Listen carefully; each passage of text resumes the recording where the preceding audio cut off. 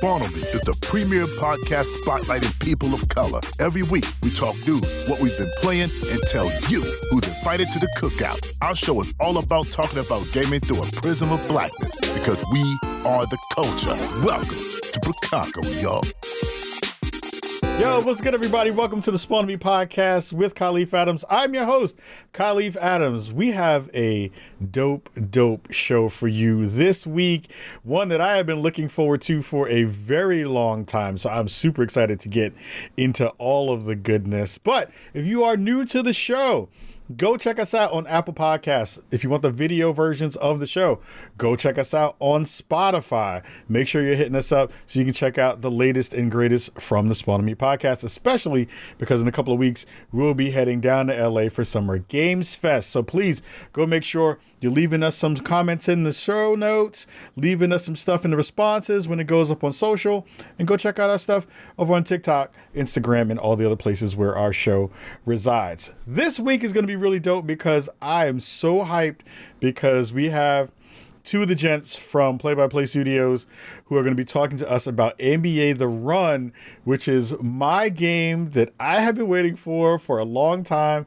and I have been chasing these brothers down because I want to talk about NBA The Run, to talk about what might possibly be the next version of the NBA Street vibes that we have been looking for in the genre of basketball, non-sim basketball, which is nice to be able to have some new goodness there. So we just had a really dope conversation with them that I want you to check out, and is a really good nugget towards the end that might be a pretty exclusive conversation that no one else has gotten so far. So we're going to listen to that right about now. Then after that, take a quick break and come back with some more thoughts here on Spawn On Me. So go check out the interview right about now.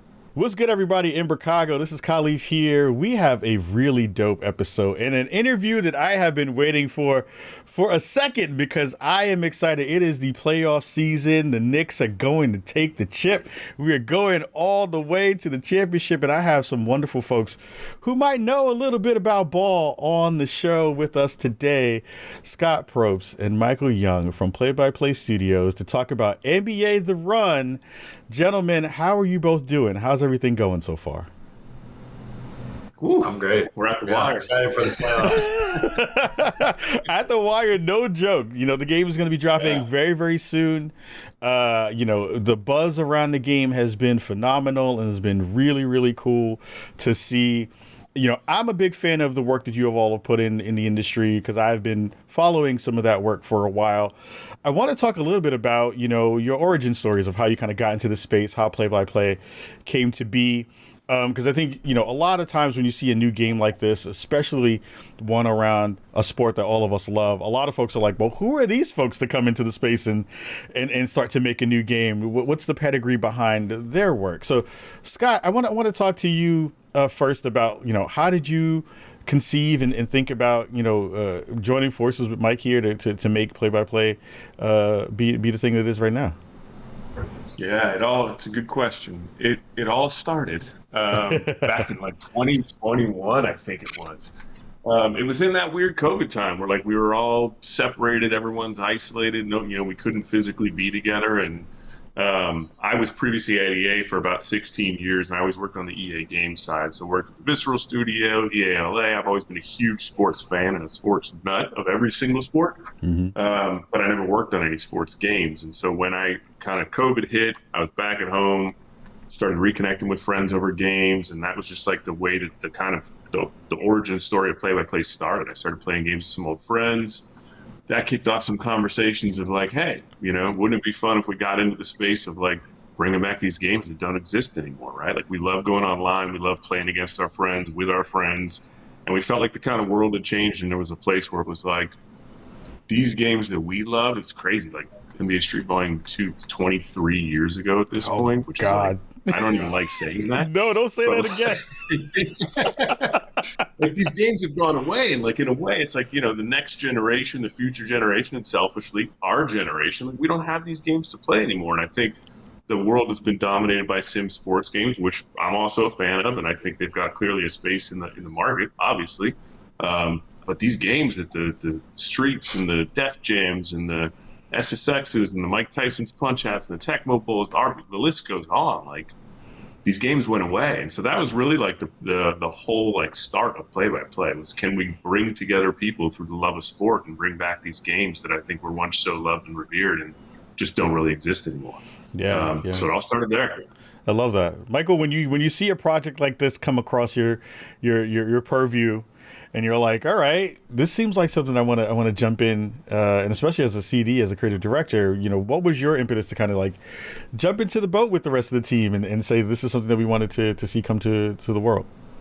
Yeah, so Scott and I got connected through a colleague, and I guess he was telling people what the pivot of the company was going to be to make a game like NBA Street, and I just said, you got to talk to Mike Young.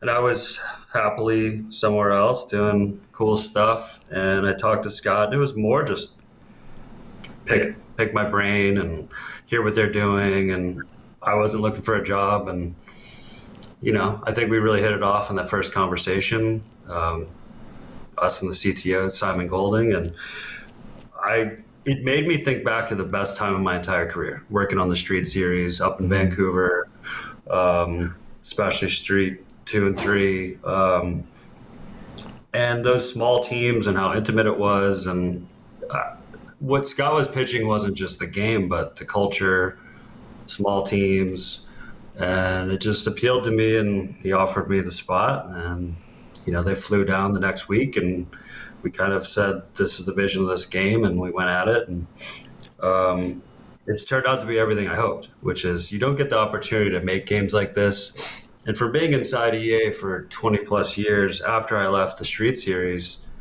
everyone pitched, let's do Street, let's do FIFA Street, let's do Street.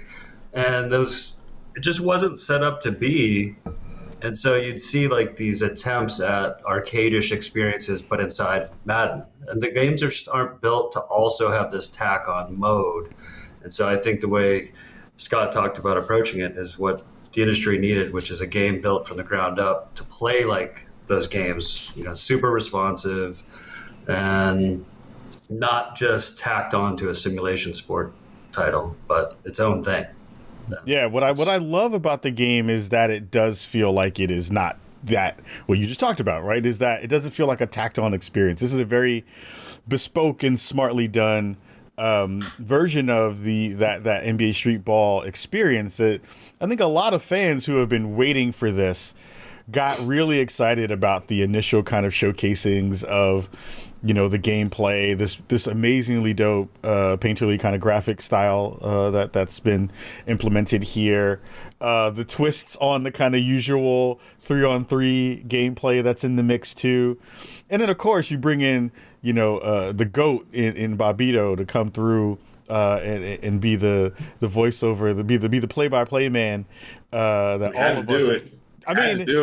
I mean, when I heard that for the first time, immediately I was like, "Who's running PR and stuff on this game?"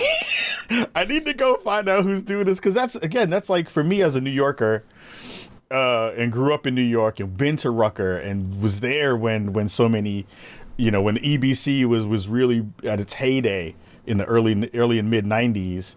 That just brought back so many memories that came through in those ways. How important was it for you all to kind of really nail those pieces too? Because I think we're going to talk a little bit about the gameplay in a second, but I think the cultural layers there that you're called pulling in from the soundtrack that is a banger and all these other pieces that are in there already. How important was it for you to kind of collaborate and think about those pieces alongside just really solid and fun gameplay? I think that was the magic sauce.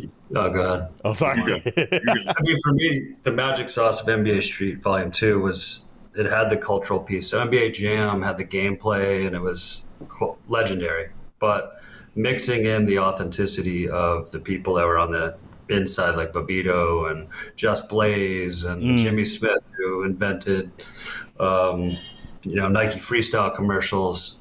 Those were collaborators of the NBA Street team. And I thought it brought, not only the gameplay was sick, the legends were sick, but it also had this like woven in the soundtrack. Everything spoke to the authenticity of the culture around street ball at the time. And so I think that is different than an arcade game with big heads and jumping over backboards and that's not the game Scott wanted to make, and I didn't want to make it either. So we've often talked about, well, what if this was NBA Street 14? What would the game look like, and what would that team have done? And Bobito had to be part of that. Yeah. I love the fact you talk about it in that way, Michael, because I think the the impetus usually for this genre of game is to go as wacky as possible. Which I love to see you all have kind of brought this down into this stylized version of it that is grounded in a space, but also is fantastical in another way, right? Scott, I know you were going to chime in on that last question. If you had anything to add to that too, I'd love to hear it. Yeah, I would love to. My answer to it was, Mike said it's the magic. I think your question, like my response to that, it was everything. Like from how we built this team, right? It's a small team. Everybody knows that. We're an independent team. Mike being here, right? Like, I mean, that's a very intentional choice to have Mike here. Bobito being here, very intentional. Like, we had to be very clear about our decisions and what we wanted to build and what kind of game we wanted to build, and we built our team accordingly. You mentioned the look of the game, right? Like Terry Smith, our art director, is an absolute legend. I mean, this is the guy who designed the San Jose Sharks logo, arguably the best logo in all of sports. But he's also a legend in the world of just basketball and video games. I mean, Terry knows the sport in and out. He played for Stanford. He's a coach. He's been involved with the NBA for years and years and years.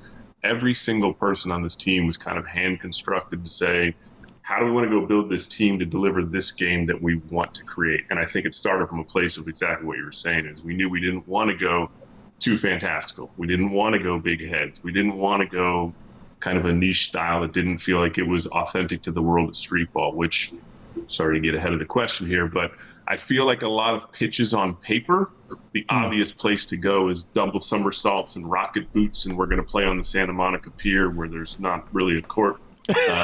So like for us, it was about like, look, you look back to NBA Street Volume 2, and of course it's over the top. Of course it's like, it's not a sim-based game, but like there is this level of authenticity to it. It's true to the culture. It's true to the sport, down to the very feel of like the moment-to-moment experience. And that's what we wanted to deliver, which I don't think necessarily sounds as great on paper, right, at the pitch stage, at the concept stage, but we knew we could get it there in execution, and we're so happy about where it is today. So I think it's a combination of being very, very focused with every single person we've brought onto this project.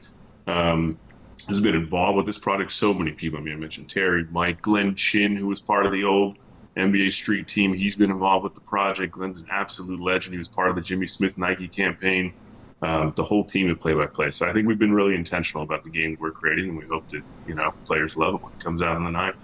And even when I think about the kind of game dev side of that thing, hearing you talk about the size of the team and all those pieces too, like that really not going so broad, helps with scope, right? It helps with trying to figure out what you can get done and what you can't get done in the space of a couple of years while working on a title this big. What was it like the day when you got the NBA NLBPA kind of sign off on it? Was that a real big moment for you all in terms of how you were thinking about what the next layer was going to be and where you could go? That was a dream come true, right? I mean, like Mike joined, I think it was like April 17th, 2023. I literally think we were in Florida the next day with Mike, like doing an offsite about like, okay, the game. And at that time it was the run got next, right? And we had these hopes and ambitions of it one day being an NBA game, but we knew it needed to get to a stage of real before it could be, right? Like we couldn't just approach the NBA out of the gate, or so we thought, and say like, hey, here's a pitch on paper. So we spent the better part, the next kind of 12 to 14 months building out the game, and that's when we launched the Run Got Next original announcement, which I think was July 23rd, 2024, which is almost 2 years ago now. And they hit us up the same day, I think. Adrian O'Keefe from the NBA reached out to us. Next day, we were on a call with the NBA, and it was a dream come true. I mean, we knew from the moment that Adrian reached out, like, we're going to do this. I went back and actually looked at, like, our records. We had that call. So she reached out on the 23rd. I think we met on the 24th. By August 1st, we were modeling LeBron. That's wild. So in like 7 days, we were like, this game's NBA The Run. Like, we got to do this, right? And of course, there's like a 6 to 9 month process to go through all the logistics and whatnot and agreements and whatnot, but we knew we needed to flip the game and turn it into that. And I think we were already creating a game at its core that's the game that it is today. So this was about how do we then build this to be NBA and incorporate the stars and everybody that's part of the game today and the moves and the outfits and everything you can do. But yeah, it was a dream come true. We couldn't believe it when that message came through. Yeah, I love that. Mike, I want to get into gameplay because I think we're running short on time. It's a quick run for y'all today. I want to talk about the kind of foundational pieces of what you're looking for. If you're like, these are the pillars of our game. These are the things that when you as a player are coming in and we have an expectation for your experience for what you're going to get with NBA The Run. Give us the kind of, elevator pitch of what the kind of pillars of this game are and why folks should be really excited for it. We wanted a game that had a lot of tension. The moment-to-moment tension was such a big part of Jam and Street, that's why we made defense very powerful. Steals, shoves, blocks. There's a lot of turnovers and the meta game layer of in the zone. So you're taking risk with your team to do fancier, like to really nail street ball. You want to have over the top moves, fancy moves, risk reward gameplay that, not just scoring the basket, but doing it in the flashiest possible way is encouraged. Beyond that, it was about looking at how modern games are played. So when we looked at, my 10 plus years on the Madden franchise, we would always try to get this casual audience when sports fans could come in, join up with their friends and play games and have fun. We weren't seeing that as much. It was more hardcore competition games and a really large barrier and a lot of money to get into those games to come in and be competitive. So we wanted from day one, you come in, all the characters are powerful.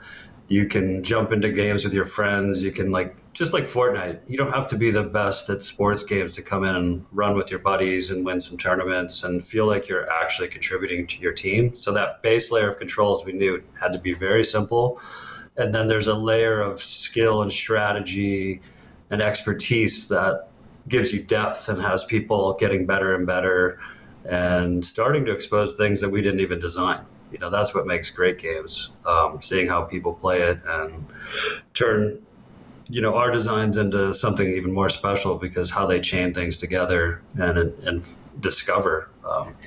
But the short gameplay sessions was also key. We feel that, if you went into a game of 2K or Madden, they're amazing experiences, but sometimes they're 45 minutes. And if you're losing that, you see so many people just drop out, so that experience of just being rage quit on isn't fun, or sitting there and taking a beating for 45 minutes in Ultimate Team isn't fun either. Whereas in our game, you could have these meaningful experiences. And we looked at games like Fall Guys and Fortnite, where you could go in, lose immediately, finish, bottom 10, and you're right back in, you get some rewards, you're right back into a meaningful match. And with our game, I feel like you're always on the edge of your seat. You're always in this moment of navigating the strategy. Each match feels different because, it's 3 points only, basically. 3 points or 3, everything else is 1. So now everyone's focused on stopping Steph Curry or Dame or Brunson. And, the next match might be Dunk Fest. And now they have to play a different role. Maybe they're the ones racking up assists and getting steals, and maybe they're decoys, or they're taking the risk to go in and dunk. So back in Street, one of my favorite things was Shaquille had a really high chance of blowing a level 3 trick. Yeah. That was a risk for him to do it. But if you were about to dunk on him as the dunker, you knew that's probably a loss. So all the characters were very skewed, and that was a really big important thing for me too, is back in the day when we grew up, Bo Jackson and Tecmo Bowl was fun to control. Michael Vick 07, the athletes were superhero versions of themselves, but there wasn't just one per game, one game breaker. So we looked at the whole roster and said, let's make, 50, whatever. We're shipping 30-ish guys, but 30 Michael Vick level game breakers. And I love the videos I'm seeing out there where so many people have posted a video of this guy breaks the game, and then I have another person telling me they're trash. You can't win with this character. And that's the sort of fun of building a lineup.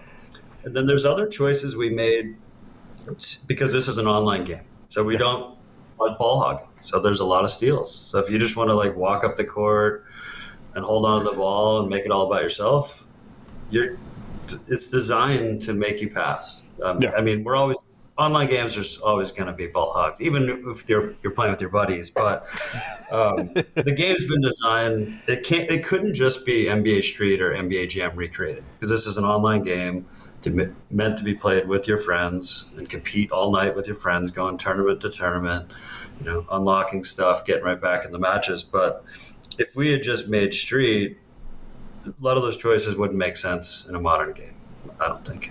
Yeah, I think one of the things that in the couple of sessions that I've had so far that really kind of speak to that is this is the kind of like perfect, easy to pick up, hard to master kind of game, right? Like even in the ways that you all think of and have made some changes throughout the different play tests and early betas of not only kind of simplifying some of the control schemes in some of those aspects, continuously listening to the audience about like what things are you finding in this space that we can tweak early, that we can give you the kind of best experience in there, which I do want to talk about in a second.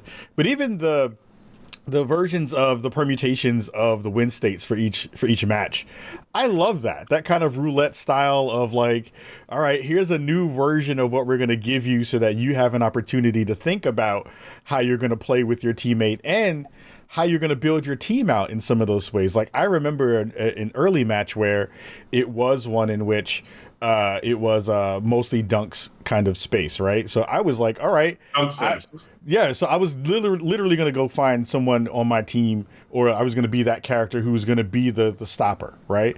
I'm going to hang out. I'm going to basket hang a little bit, see if you're going to try to drive to the hoop, and then I'm going to try to block you so we can get an easy transition basket on the other side of it. What was it like also thinking about this from a piece where you're constantly in this loop of being in a tournament, right? Which I thought was really brilliant. Every time you kind of load in and you start your matches, you're in a bracketed tournament, right? That adds such a different layer of sweatiness to the game in a good way. What was the thought process behind that too? Because it definitely feels like you're going for something every time you load up, which is great.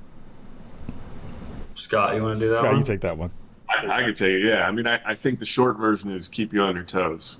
Like, we always want you on your toes. We always want that, like, out-of-seat action, right? So, like, the whole feel of a tournament, the moment you see a bracket as a player, you know there's stakes, right? So, like, we've played this game a ton without bracket structure, right? And it's like, of course, it's a lot of fun. But, like, when you add that in, there's just this whole other layer and level of tension that gets associated with it, where even in our internal playtest, where we've played for years at this point, it gets competitive.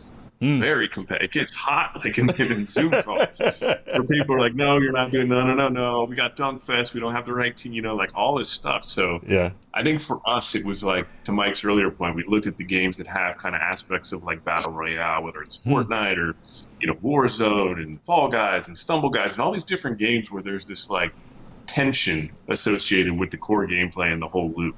And for us, I think it was this kind of, let's add tension with the tournaments.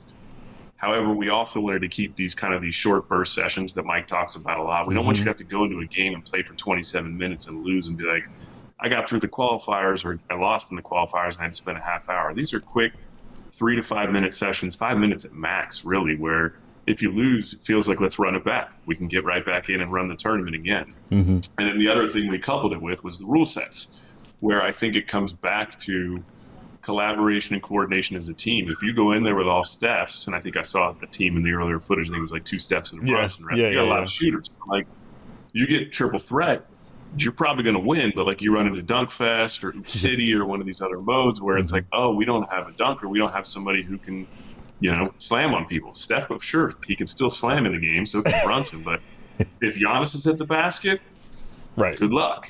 So like, I think it was this kind of like combination of, we wanted this tension with the tournaments, and then the rule sets adds this other layer of complexity where you never really know what's coming at you, so you have to plan accordingly when you go in. And what we found is that while it's a ton of fun to go in with 3 Wembys or 3 Stephs or 3 whatevers, you can end up in a place where you feel like you're really strong in one place and maybe not so strong in the other place. And that's what Mike's done from a balancing perspective, is like the reality of all of these guys in the NBA. They're all 99s. Like they're all, you know what I mean? But Right. like they play that way, then it's, you know, we have to have these like towering strengths and then weaknesses to kind of add into our game. So Steph will play as kind of a heroic version of himself, but we have to have weaknesses of Steph, even though Steph, there really isn't any weakness, right? I mean, like, but to have the game play that we want, I think is a very key element. So I think it's all these things combined. It's, you know, taking that tournament structure for tension, adding the level of randomness, which we think kind of adds complexity and layers in a whole different kind of element of strategy to it. And then each player kind of brings something different at the court and coordination between teams before you go into tournaments. I love that answer, because I think the thing that I came away from my game sessions were, man, for the folks who aren't thinking about it in those ways, in terms of like building their team out to be pretty diverse in terms of your skill sets, they're going to get run through. It's going to be harder for them unless they are really trying to find, you know, that one thing that they're going to do. And, you know, if you're playing with randoms, it's always a little bit hard because, you know, folks, if you're not on mic or if you're not kind of communicating, you have to kind of feel how people are playing. You're like, all right, that dude's a nut. He's never going to pass me the ball. Fine. I'm going to try to go spot up somewhere, or I'm going to basket hang or do something to maybe get a score or something so I can be helpful. Or, you know, you take it upon yourself to be that specialist during that moment, right? You were like, well, I know these folks are not going to pass. I know they're probably on or off. Let me be the rebounder for that game, right? And try to figure out good ways to balance that stuff out. I loved you talked about balance, and I want to dig into that because I think we just came off of 2 open betas, and we're going to go into a third very, very soon. That's going to be, I believe, on all platforms and consoles on next weekend. There's been a ton of feedback, I'm sure, for the team coming in through the telemetry you're all pulling in and information you're getting from fans in those conversations. There was a great blog post that just came out today as of recording that will be, you know, this will be going out tomorrow or even later today. Talk to me a little bit about what has been some of the really good findings that you've had there and some surprises that you might have gotten, because, you know, when you put the game in the players' hands, it's always going to be different than when you had a chance to kind of forecast what that feedback was going to wind up being. So talk to me a little bit about what that feedback has been, and what have been some of the things that have already changed within the game that players will be able to see in the next playtest. Mike, you take that, Mike. I'm gonna send it to you, Mike. I will say from a field perspective, before Mike jumps in on the first play test. Yeah. Like Mike and I, on the very first play test, Mike and I crewed up. We had his son in with us, and we were like, "This is gonna be a cakewalk. Like we're just gonna cruise." And like an hour into it, we were like, "Damn, we gotta lock in." So we were locked in for the following 3 hours. Like it goes to the whole like, easy to learn, hard to master, but people start getting it quick. And like, to your point, until there's thousands of people in, you don't really see how people are gonna play the game. So I'll stop there, Mike. Go ahead on balance. I love that. Yeah. So we had on the audience. We had a friends and family play test the weekend before the first public one, and we started to learn a lot right away from watching people play. And, you know, the biggest thing we had after the first one was we weren't communicating any of the depth of the metagame within the zone. So why do advanced dunks? Why do advanced tricks? So we saw people just kind of play vanilla, go up and down the court, try to get open, take shots. Second play test was exploit city. Like I'm burying backcourt shots with Steph from full court shots, you know? So we really went back to shooting, and we do want Steph to feel more powerful than in real life. You know, like when Wemby pulled up from near logo in the playoff game, that's cool. We want those highlights. We want those awesome moments to be like poster dunks and logo threes to be what our game's known for. But we also don't want cheese of somebody just standing in the backcourt ripping shots. So we went back and designed a whole new system around defenders being close, knocking down their ability to hit the shots. We had some random luck thing built into the game from when it was got next, the run got next, that allowed somebody to have a 6% chance to hit any perfect shot with no skill involved. That got ripped out. So it's those types of things. Going back and tuning guard to make guarding easier, more impactful. So if you're Steph and you're shooting half court and you're not in the zone and you got two defenders right on you and one of them's in guard, it's not going to be it's going to be high skill if you get it, but that's the type of thing we saw. And then with shoves, seeing how like somebody with LeBron or Giannis was just flying around, just destroying everybody on inbounds, running down from behind. So you'll see next play test. It was really about looking at those exact situations. Like it's not fun just to get mowed down every time and have someone do it 3 times on one possession. Yeah. So it's looking at things like energy drain, different balancing out to where a guy like Maxey could actually do a successful shove sometimes, but having LeBron not do it every single time. So it's just kind of getting the balance and seeing how people are exploiting things. In the first play test, we had a ton of goaltends. So it was getting goaltends to come back to being a high skill, pretty rare thing, like once or twice a game, but somebody who's really good at timing, not a cheese thing where it's just you end up with Wemby standing under the hoop, ruining everyone's good time. So until you go online, you don't see these things. You expect them, but until you see thousands of people playing your game, it's really tough. But we played in the play test. We watch videos of the play test. We're in our Discord. We're reading everything. Sometimes polarizing features are a good thing, but not to the point where they ruin the game. So the best thing we've heard is the game is fun. There is a strategy layer. The format of the tournaments and the rule sets is going really well.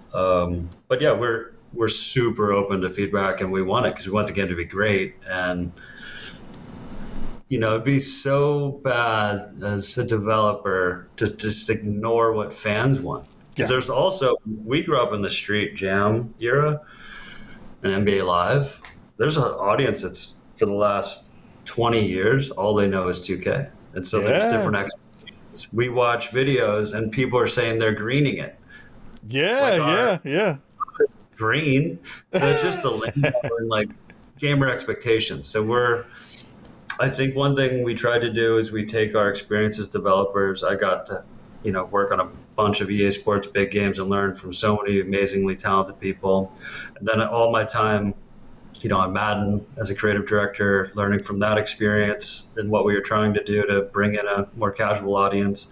And then looking at my son's generation who, he plays sports, all his friends play sports, and they would spend all their time on games, competing together. And so it's all of it. It's looking at making something more modern, but building on our experiences from all the years. And sometimes it's really hard to kind of, things have moved into the culture, right? Like the nomenclature of greening something, it's a thing that you kind of can't get away from while you're also talking about your own game mechanics that are just like, no, these players each have their own shot and you're trying to hit it at the arch of the shot. The high arc of the shot, and it's hard to kind of, pull that thing through. It's when MP3 players all became iPads, right? iPods, you know what I mean? Yeah. So it's that weird kind of thing that you have to kind of move yourself through and around. But what I do love is the fact that, like, the conversations that are happening within the company from the wonderful work that Fam Ray has been doing as well on the community side and the team and hearing all those things come in from the audience. Iteration has been really, really quick, which I think is really fun to see from a team that is as nimble and as small as you all are, to see how fast you're kind of getting those things implemented and seeing those changes happen. Is that a thing that players can kind of expect moving forward? Because I know there's a hard line there in terms of how many resources we have to kind of get a thing done. How fast are we seeing stuff? What's the kind of thing that is, a real problem versus a perceived problem that players will have? How, is this going to be a thing that when you're thinking about the moving forward, that this will be a consistent and constant thing where those changes will be kind of fast once we do get a good consensus of what are the issues that we want to really tackle in the game? I'll start. 100%. You want to start or you want me to take it? I'll start. One of the biggest negative critiques of the game was animation movement. And over the first 2 play tests, that was the big negative. And I think what it took our team was okay, it's not that we aren't great at animating stuff. Right. It's the game didn't evolve animation wise from when we were going to be the Run Got Next. And so we looked at that feedback critically, and we took it internally, and we focused our entire team on it and redid all those animations. And honestly, the first ones internally, we were like, nah, they're still not what we're hearing the audience wants. And so the team killed themselves, and you might not be able to do that at a more risk averse company, I would say. So having like Scott, who just cares about the quality of the game, of course, but was open to a little bit of risk to address that. And then we saw great feedback on those changes. And then you're in the announcement you mentioned today, you're going to see that although people are having a lot of fun with the game and realize it's not NBA Street, they're missing some of those like and one style tricks. And these things were in our sort of long roadmap, and we had hoped we'd got to them. And quite simply, we just didn't have the time. Yeah. But we're seeing that the demand is there. And again, the team went crazy, and we've added a whole mechanic around and one style tricks, style moves that are going to be in the next play test. And you're going to get your slip and slides and your, hypnotizers. And we love it. And it's, I would say at this point in most companies, you wouldn't take that risk because what's it going to do to gameplay balance? But it's us playing the game tens of hours to feel these changes and see if we can actually get them in without breaking the game. And so we're all dedicated to taking the feedback, and when we can get stuff in that is safe enough, and then beyond ship, I think we want to continue to build the game with the community. Yeah. Scott, you want to add anything really quickly to that too? Yeah, I mean, I was just going to say that we pride ourselves on listening to the community. Like, it's a very, very important part of who we are as a company and the DNA of the company. So to your question, like 100% you can expect that to be the path moving forward. I would say that good, bad, and ugly on Discord, Instagram, YouTube, we read and we watch every single thing we can consume. We literally have Slack channels internally where we're sharing gameplay clips, not so awesome gameplay clips, like all these different things where people are like, what are we going to do about this? I think the amount of changes we've made in the last month or so, just based on feedback from the community, it's insane. The level of scope. To Mike's point, we reset all of the animations around run, sprint, dribble, sprint, trip. That was a Herculean effort. But I think what we've found is everything, right? I mean, the amount of change that we've done, the animation team are killing themselves to make this happen. But I think it's because we're all motivated and we really care about this game. We truly care about this game hitting in the way that we want it to. You know what I mean? We want our fans to be thinking of us as a team that listens to them and gives them what they want. So to Mike's point, we had a stylized version of animation sets. That's kind of always been our stylized version, but we've heard from our community, we don't like that stylized version. We could have ignored it and just said, well, we do. And some of the people on the team, by the way, they do. But also, we said, hey, let's take the feedback to heart. And to Mike's point, we iterated, we worked through a few different sets, and we got to a place where everybody felt like it was better. So whether it's animation sets or this entirely new dribble mechanic, we take all of this stuff to heart. We do not take it lightly. Keep the feedback coming because the community is what motivates this team.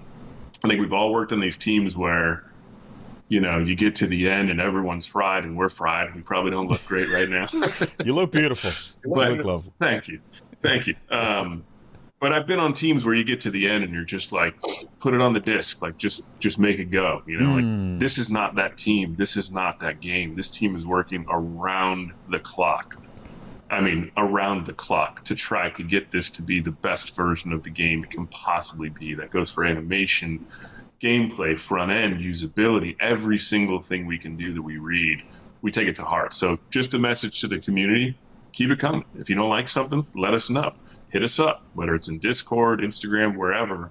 We read it all. We take it all to heart, and we will be a team that addresses feedback up to launch and beyond launch and all times moving forward. That's what we want to be known for as a team and a company. I can see it in all the ways you all present online and in interviews that you've been doing while you're doing the kind of press run on these pieces. It feels like of many of the companies that I've seen kind of pull together over the past couple of years, you are absolutely implementing the things that conversations are bubbling themselves around, and pulling out those really good nuggets of info. Because I know I've done the CM work a long time, and I'm like, you got to dig through a lot of chaff to try to get to the actual information that you can level up to your team. And it's just hard to be able to pull that, especially for sports fans are fervent in terms of the ways that they will tell you things. Sometimes those things will come through real nice. It's not a shy group. Yeah. They're opinionated. They will tell you the thing that there's actually on their mind. They will not find the necessarily fun way to share you that stuff. But it does tell you again how passionate the folks are in that space. I got two really quick rapid fire questions for you because these came from the community. I do want to end on that for our conversation. One, we all know it's an online game, but I did have one of our audience members ask, is there any future ideas around any offline play for the game, any offline modes for the game? Just curious to hear your thoughts about that. Yeah, never say never, right? We are a small team, and I think our focus has always been, let's get the game right out of the gates. And we knew that if we went broader than the scope we could achieve, we would end up with a good but not great game. Sure.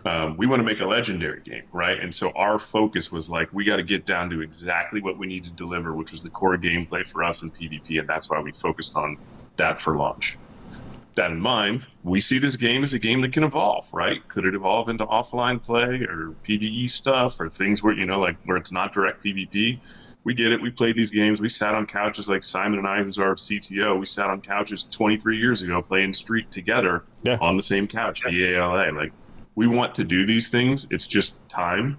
It's thinking about when these things slot in. And for us, I think it's always first and foremost, when can we deliver the quality? What is the best thing that we can actually deliver, and when does that come in timeline? So we never want to rush something out of the gate, whether it's an offline mode or any other thing we add to the game. We want to make it the best version of what it can be. But we definitely see NBA The Run as a game that can continue to evolve, grow, and have all different kinds of offerings over time. Thank you for sharing that. Last question on that end would be, one of the kind of most interesting parts of the game so far for me and other folks who have talked to me about their time with it has been in some of these versions of of the permutations of the matches, most of them have been timed. Have you been thinking about, and maybe I just haven't seen them yet because they didn't roll through in the roulette, ones where it's just to score? Because I think one of the things that have been interesting has been, in my times with it, has been when folks are thinking about potentially coming back and they wind up running out of time, that can feel a little bit like, oh man, I had an opportunity to make that big comeback, but I just literally ran out of time to do it, and then I wind up taking a loss for it. Have there been conversations about adding modes or adding permutations where it's just to score to kind of balance that out as well? You want me to take this one? Yep, go for it. So we actually only have one rule set that is to time, which is pro style. Oh, okay, got it. Okay. We've actually intentionally made it less common and made it more rare for the upcoming playtest. Cool. But what you're experiencing, we're seeing and feeling ourselves, which is, in order to keep games and the time moving, there's a play to, say, 24, but if you're taking forever, there's an amount of time. We've talked about maybe extending that time because it could be exploited to just have endless games that never end. Or ball hog, just hold the ball for much longer. Yeah, and we actually experienced it ourselves internally. So come on. So it might just be and then what we've realized, and we're doing some work on it, might not make this next play test, but hopefully for day zero, is better communication about time running down. And so we don't think we're doing a good enough job in those modes of communicating that, hey, it's also running out of time. Come back that you're playing at 24. Well, it's not going to get to 24, but you got 10 seconds, 5 seconds, 3, 2, 1. So we're working on that.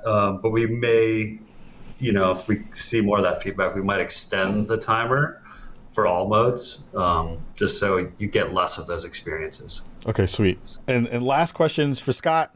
You're all working with the Players Association. I think one of the things that has been in the back of most of our minds has been, and I'm sure this is going to get filed under you never know, but NBA Legends, maybe potentially at some point down the road?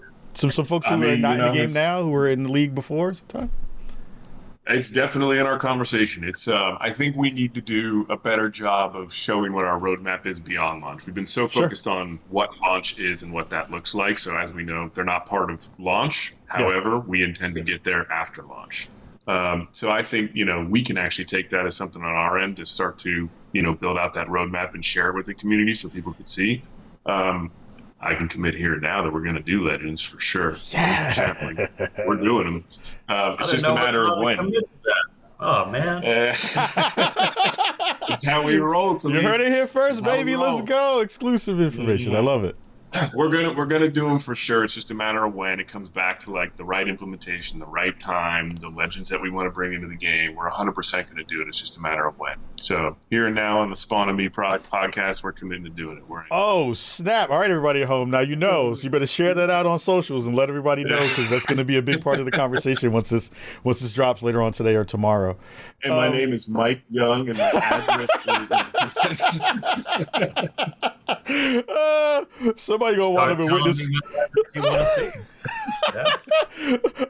I love Mike's eyes. Like it was for a hot second. But seriously, gents, I am infinitely excited about this project. I am so excited as a lifelong NBA fan, as a huge street ball fan, and as a fan of this very specific genre of game. When I got a chance to see the initial, launch trailers, teaser trailers and stuff, and got rumblings in my ear of like, there might be a game like this coming, I got so excited. And every time I got a chance to play it and pick up the sticks, it has been so much fun. I am a crap talker. I am the saltiest one when I lose. I play sweaty. I'm trying to win and get the chip at the end of that tournament. And every time I load up the game, it feels like I not only have a chance to do so, but I'm finding small intricacies within the gameplay that I'm really just like, man, that was really smart. So I want to thank you both for spending some time with me today. And coming on the show. I am rooting for you, gents, and rooting for the team in all the ways possible.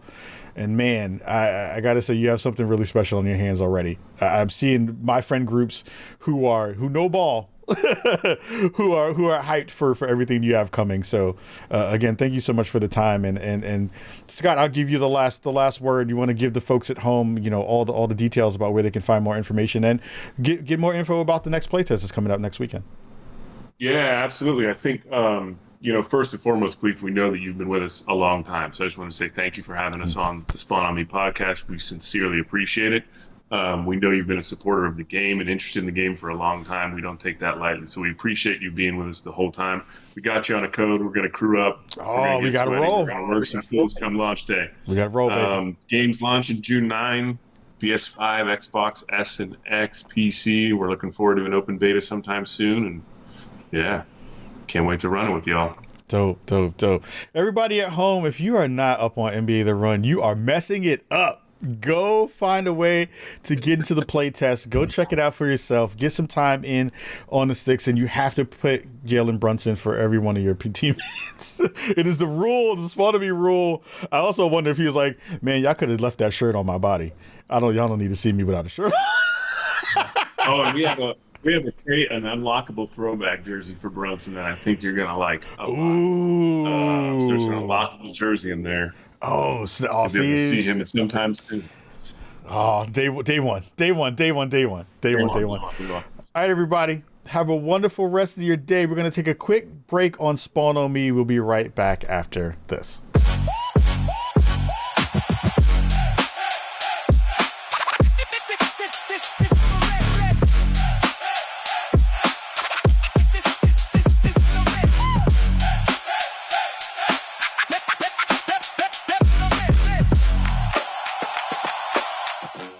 That was a dope interview. Shout out to Scott and Mike for coming through and hanging out and talking about everything NBA The Run. I mean, again, like I am so hyped for this game. I'm excited to see how they continue to grow this really, really interesting title that I think is going to really pull a lot of folks in the community together. It's the perfect timing. We're hitting up the NBA playoffs. The NBA finals are going to be starting very, very soon.